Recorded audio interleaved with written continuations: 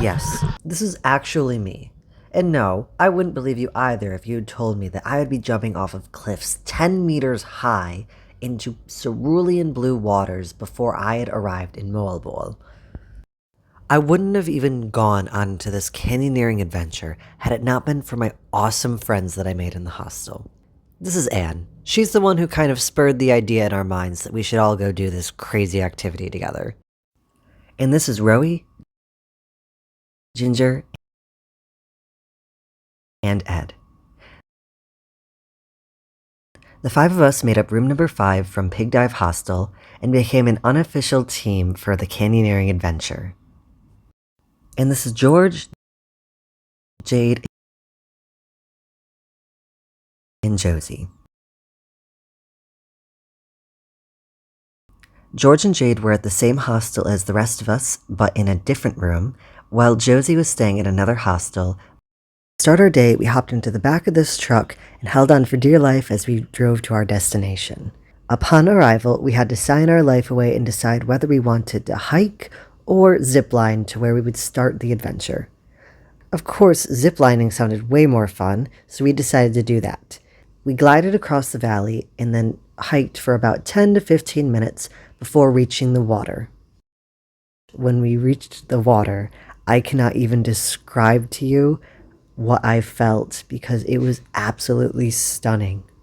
But that was only the start of our several hour-long journey. We got to work climbing over boulders, wading through the water, jumping off of cliffs, and swimming through the beautiful river. We were not only exhausted, but we were also quite hungry, so when we came across this barbecue station in the middle of the wilderness, we knew that we all had to stop and get something to eat. We took a 20-minute break before continuing forth, following the river to the waterfalls.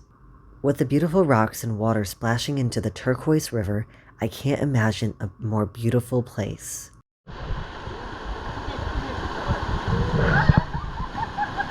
Throughout this entire trip, our fears were only growing as we approached the 10-meter high jump.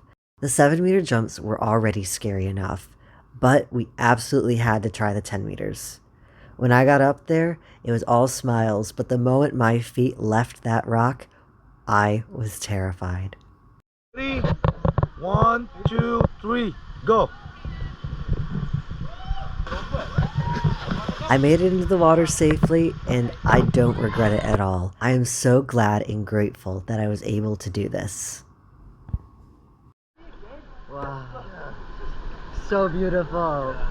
One of the guides even took us behind the waterfalls and told us the only way out was to dive beneath the waterfall.